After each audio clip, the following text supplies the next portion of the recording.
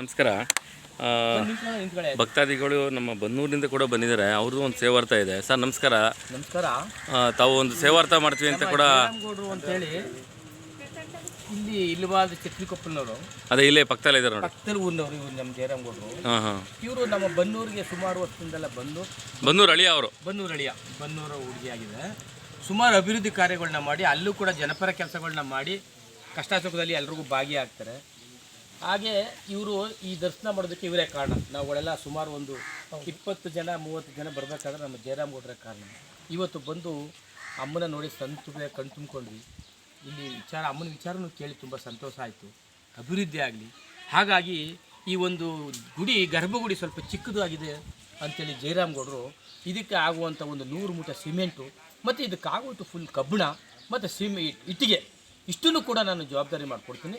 ಇನ್ನೂ ಆಗೋದೇ ಸ್ವಲ್ಪ ಹೆಚ್ಚು ಕಡಿಮೆ ನಾನು ಮಾಡಿಕೊಡ್ತೀನಿ. ದೇವಸ್ಥಾನ ಅಭಿವೃದ್ಧಿ ಸ್ಟಾರ್ಟ್ ಮಾಡಿ ಅಂತೇಳಿದ್ರೆ ನಮ್ಮ ಇವರಿದ್ದಾರಲ್ಲ ಸಿದ್ದರಾಮೇಗೌಡರು ಅವರು, ಇದೇ ರೈತ ಸಂಘದವರು, ಅವರು ಕೂಡ ಅದಕ್ಕಾಗೋಷ್ಟು ಇಟ್ಕೊಂಡು ನಾನು ಕೊಡ್ತೀನಿ ಅಂತ ಹೇಳಿದ್ರೆ ಈ ವಿಷಯನ ಕೇಳಿ ತುಂಬ ಸಂತೋಷ ಆಯಿತು. ಯಾಕೆ ಇದನ್ನೆಲ್ಲ ನಾವು ನಿಮ್ಮ ಹತ್ರ ಮಾತಾಡ್ತೀವಿ ಅಂದರೆ ಒಬ್ಬೊಬ್ಬರು ಇನ್ಸ್ಪೈರ್ ಆಗ್ತಾರೆ. ಆಯಿತಾ? ಯಾಕೆಂದರೆ ನೋಡಿ, ಅವ್ರಿಗೆ ದೇವಸ್ಥಾನಕ್ಕೆ ಅದನ್ನು ಕೊಟ್ಟಿದ್ದಾರೆ, ನಾವು ಒಂದು ಸಣ್ಣ ಅಳಿಲು ಸೇವೆ ಮಾಡೋಣ ಅನ್ನೋ ಥರ ಒಂದು ಜನರಿಗೆ ಗೊತ್ತಾಗುತ್ತೆ ಅಂತ ಉದ್ದೇಶಕ್ಕೆ ಅಷ್ಟೇ. ಅವ್ರು ಕೊಡ್ತಾ ಇಲ್ಲ, ಅಮ್ಮನೇ ಅವ್ರ ಬಾಯಿಂದ ಹೇಳ್ಸಿ ಮಾಡಿಸ್ಬೇಕು ಅಂತ ಒಂದು ಭಾವನೆಯನ್ನು ತಂದು ಕೊಟ್ಟು ಇಲ್ಲಿ ಬರುವಾಗ ಮಾಡಿದ್ದಾರೆ. ಸಾಮಾನ್ಯವಾಗಿ ಇಲ್ಲಿ ಬರುವಾಗ ಈಗ ನನಗೂ ಕೂಡ ಗೊತ್ತಿಲ್ಲ ಈ ದೇವಸ್ಥಾನಕ್ಕೆ ಬರ್ತೀನಿ ಅಂತ, ಯಾವುದೋ ಕಾರ್ಯಕ್ರಮ ಅಂತ ಬಂದಿದ್ದೆ ನಾನು. ನಂದು ಕೂಡ ಒಂದು ಸಣ್ಣ ಅಳಿಲು ಸೇವೆ, ಪ್ರಚಾರ ಸೇವೆ ಮಾಡ್ತಾ ಇದ್ದೀನಿ.